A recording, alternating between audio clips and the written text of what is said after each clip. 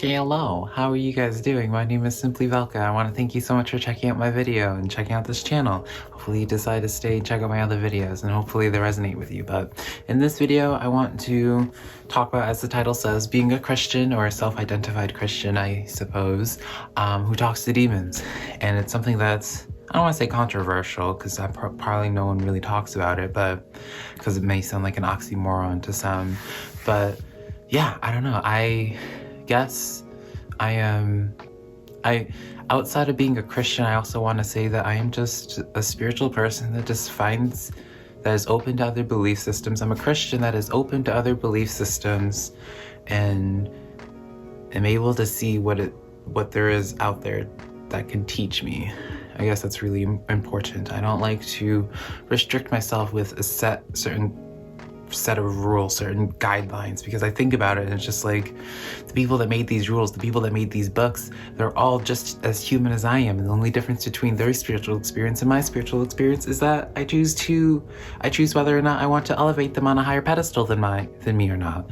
And that's really all spirituality is. It's, at the end of the day, spirituality is, no matter what you want to call it, Christianity, Buddhism, Wiccan, paganism, Satanism, demonolatry, whatever it is you call your belief system, your foundation of spirituality, it's all personal to you. You can't prove it necessarily. That's why faith is intertwined with your spiritual belief system, because you have to there's a certain level of faith.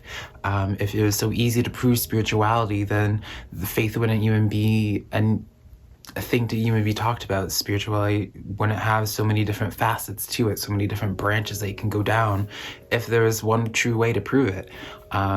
And that's just the essence of it, right?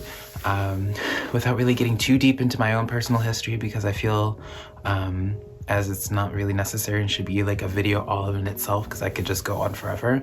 But my foundation for my first introduction to spirituality, my first introduction to speaking with otherworldly beings, was Christianity. Since I was a little kid, I mean, I'm going to preface this, I guess, first and foremost, because there are some people that have an issue with me calling myself a Christian. What I define being a Christian is someone that has a close relationship, an intimate relationship with Jesus. And to the best of my knowledge, I have that with him. Let me just glide on into a little bit more detail on that with my relationship with Jesus. So, as I said, on my father's side, I grew up with the upbringing, the teachings of Methodist, and on my mother's side, they were all Baptists, they are Baptists, and some of them were a lot more religious than others on both sides.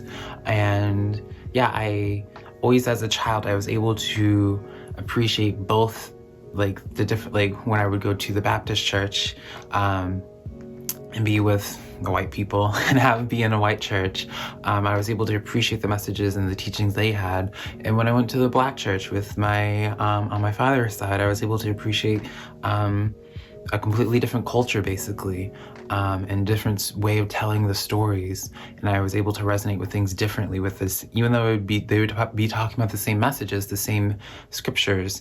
It would hit different. It would resonate with me differently, just because of how it is expressed. And then, I guess, so because I was already introduced to two branches of Christianity, I guess, because I don't really want to go into the detail of like what's the difference between Methodism and baptism, being a Baptist and being a Methodist, because I'm not even sure they even know themselves, like, hello, whatever. But because I was already raised with such an open mind to these things, and I also was during the same time, like, we also acknowledged like spirits living on, because I lived in a haunted house when I was in New York as a kid. Like, there's just so many different layers to this. I was already just raised to be open. I never had a specific word to categorize myself, really, besides being a Christian, but a Christian never gave it justice to my foundation. And so, so I first learned to talk to the archangels. The archangels were my first stepping stone to astral projecting and starting to converse with the otherworldly spirits, astral beings. If it wasn't for the archangels and their teachings, I wouldn't probably be spiritual now, honestly. And I'm able to, so because that they are my foundation, that's what I firstly know. They're always going to be my comfort zone. That's just what I'm first familiar with. But the thing is, with archangels, they not only are their lessons different, but just the way they go about lessons are different, and that proves to be valuable in certain aspects of my life, just as speaking with demons and working with demons offers a different facet of my life that helps improve my life. And now one could argue, I know there's a multitude of arguments that's like ranging from Christians and ranging from Satanists and demonosophers and demonolators, saying that like I couldn't be possibly working with the archangels if I am truly connecting with the demons, or if I truly can't be connecting with the demons if I'm connecting with Jesus and the archangels. To me, that's just very narrow-minded thinking, because it's like, again, just going back to, you can't prove spirituality, and you're just choosing that an individual is choosing to put some person's spiritual belief system, some person's spiritual writings on a higher pedestal of more importance than everybody else for whatever their personal reasons are. But let's just, at the end of the day, you put the egos to the side and you go on an outside perspective. There's going to be people who just think we're arguing about imaginary things, and the whole thing is imaginary. So it's just like, you can put this belief system up here on a pedestal and base all your belief systems off of someone else's own bias and perspective on things, or you can just observe it, make it your own, and accept the fact that like you'd be happier making it your own, because in the whole scheme of things, in the greater scheme of things, they're going to think it's imaginary anyway. So why not just go with what makes sense to you? Why not just make it your own, and make your own identity, make your own trail, make your own journey, spiritual journey, rather than following someone else and inspiring to be somebody else. Like, spirituality is again, I always say it, spirituality is such a personal thing, that spirituality is like the one thing we have complete control over. And so many people so often will just give their power away so freely, give their energy away so freely to other people, and base their belief systems off of somebody else because of whatever reason it may be. There's so many reasons why someone could do that, and I mean, I'm probably guilty of it as well if I thought about it. But I guess the whole purpose of this video is for those that, because it's really for those that struggle with opening their mind to other belief systems. If Christianity was their first impression to spirituality. I have had many clients who will message me or email me and go, Velka, like, I really feel called to working with X demon or Y demon or X archangel, but my upbringing my social programming prevents me from doing this, because I was always told I was wrong. I was always told of this narrative, and they don't know what to do. And they always ask for my advice. Some of them will, rather.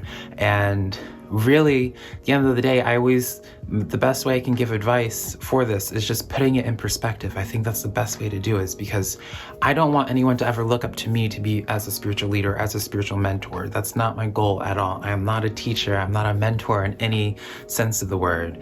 I am someone that just wants to share their story, share their experiences, and hopefully that inspires you. Hopefully that resonates with you, so you don't either feel alone, or it motivates you to do your own thing as well, because I feel like it's not pushed enough in spirituality for your own individualism. I always hate it when I see either side, but even I'm going to speak on the left-handed side, when the left-handed side can't help but bash the right-handed side to uplift the left-handed path. And it's just, I can understand it on one level, because it's like the right-handed path will always be like, I don't want to generalize it, but the right-handed path, its teachings is very demonizing us or criminalizing us, right, in our practices. So it's almost as if we have to react just as negatively towards them if they're going to be as dismissive and negative towards the left-handed path. And it makes sense, right? But I always like to view it as leading by example. If you are choosing to, there's no reason to pick a side. In my post, when I had my written post on this, I referred to this referred to balancing the right-handed path, and the right-handed path being Christianity, and the left-handed path being Satanism, demonosophy, demonolatry, as tightrope walking. You know, when you're a tightrope walker, you're constantly on a balance. There will be some days where you're swaying a little bit more to your left side, and there are going to be days where you sway a little bit to your right side, and there are going to be times where you just find that perfect balance between the two, where you just know, you get into that nice equilibrium, and that's when you're able to make your quickest progress. But at the end of the day, it doesn't matter if you're leaning a little bit more towards the left or a little bit more towards the right, you're still making forward progress. You're still looking straight ahead, and it's all about just finding that balance. There's no wrong side, there's no right side. You're not truly picking a side, you're just trying to find that balance. At the end of the day, I choose to empower myself, and whether someone wants to consider who I talk to, who I get inspired from as demons or as archangels, I'm fine with that. Call it whatever you want to, because at the end of the day, whatever you want to categorize it as, I'm still reaping nothing but benefit from it. I'm still reaping nothing but growth from it. I've not anything, all my work and all my history when it comes to working with both demons and archangels has been nothing but positive and uplifting for me, and truly has made me the person that I am today. I thoroughly believe that.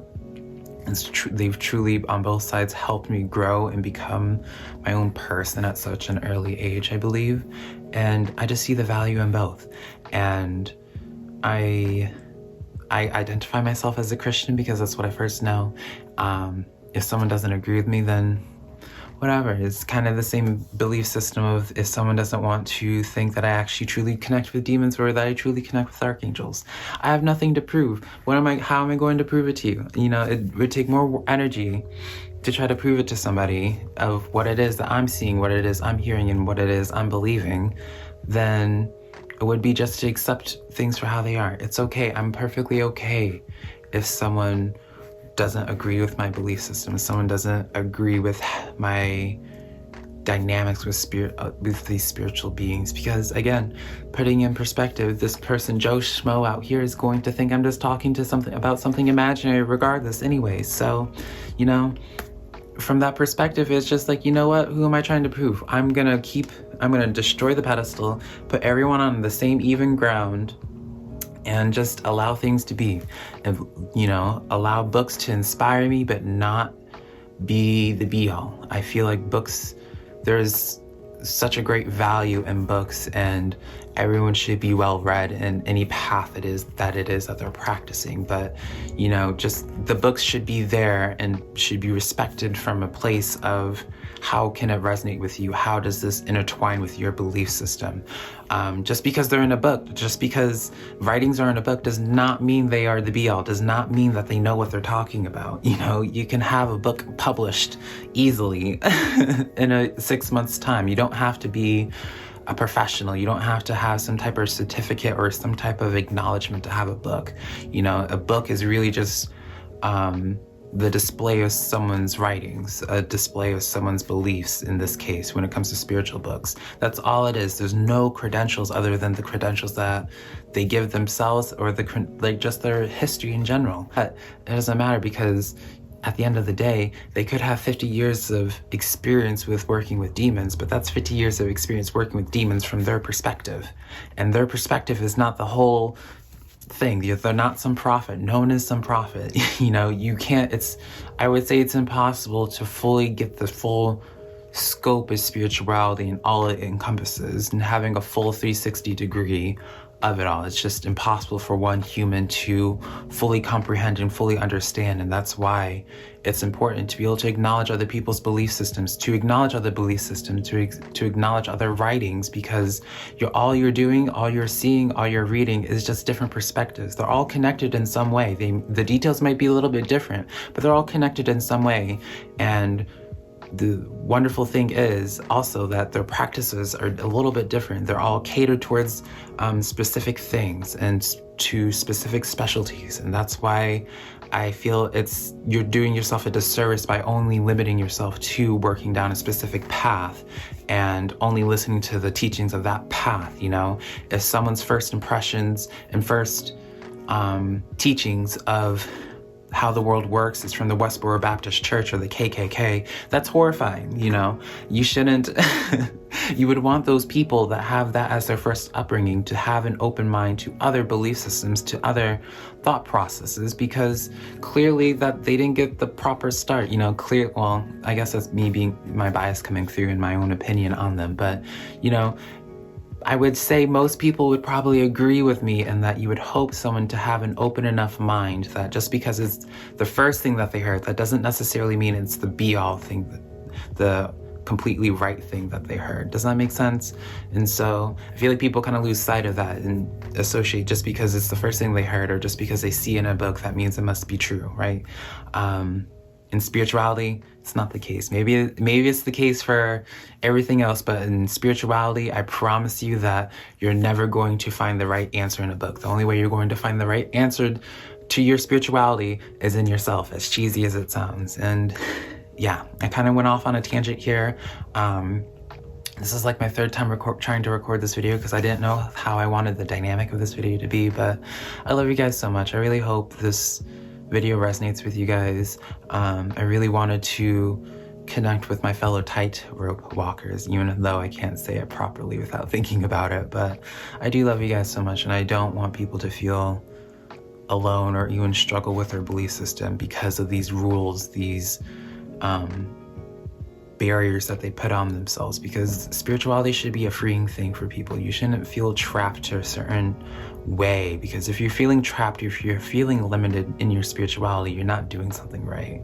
And yeah, I guess that's just my final message of this video, but I love you guys so much and I can't wait to connect with you soon. Please let me know what your thoughts are on this. How does Christianity work with you in terms of demons? If you do work with demons, I guess it's presumptuous of me to assume that all my followers, all my subscribers, all my friends were actively working with demons, you know, but I'm curious on how everyone else maneuvers in their spiritual belief systems, and if you guys take it from different paths, or just you like to stick to one because that just feels more organized to you. I'm genuinely curious because I don't get to talk to enough people to figure out how they go about believing in the things that they do. And I always find people's reasonings in their faith so interesting, and it really shows you and teaches you about a person. And so I would love to hear that from you guys, but I love you guys so much. And until next time, bye guys.